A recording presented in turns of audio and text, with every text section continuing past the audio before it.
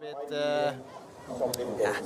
relaxed here in the beginning at least, and then of course if you feel that you have power left on the way to the second last control or to last control in the running, then you can go full speed, but there's no reason to really try to get a gap already at the first loop.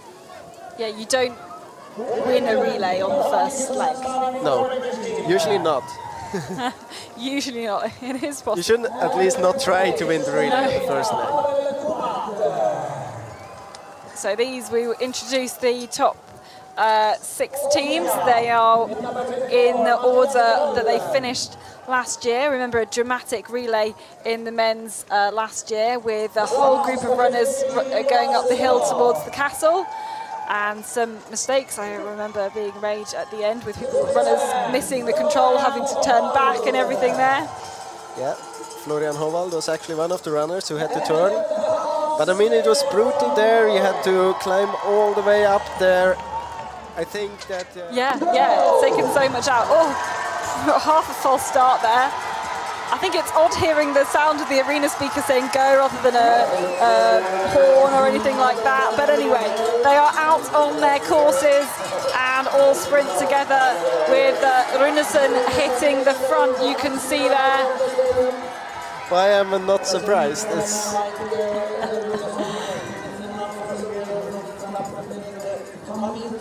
the Irish Team Ireland there, Nick Simonin.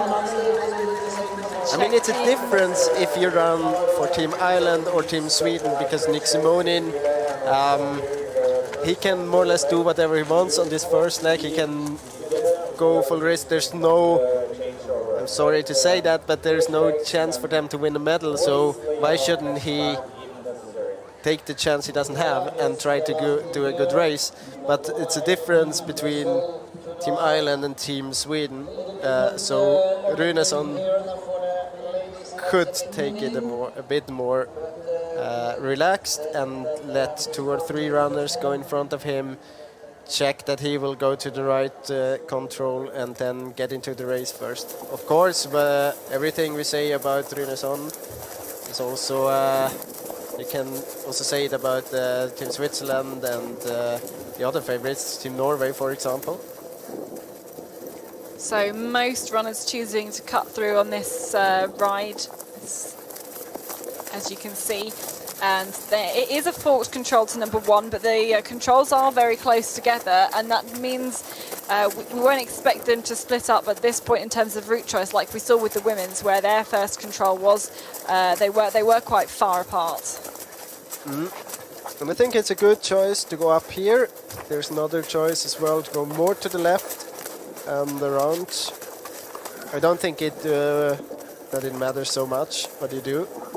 But I think Hovald did that. He looks like he's stayed for longer yeah, but on the power line. It's also important that you keep to your plan once you decide it and don't let the others decide for you, because it's forked. You have no idea about how far away the different controls are.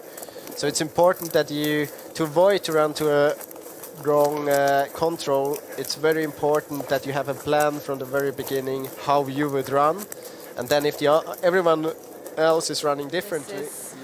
Number 2, control number 2. I can imagine that it was so unexpected for Hovald to be alone at this control that he thinks, okay, but I want to play it safe here to this second control.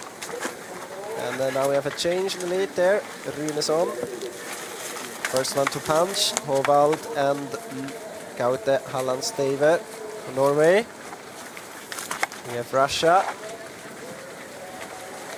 Lenin Novikov, Eclario from France, Pavel Kubat of the Czech Republic, and now as well.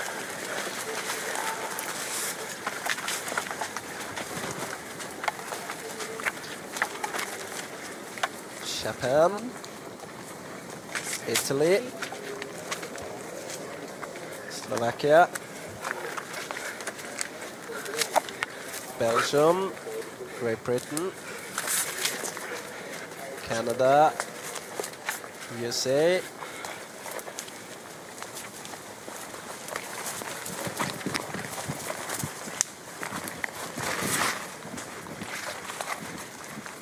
And this loop, you know, you've described it before, very continental, is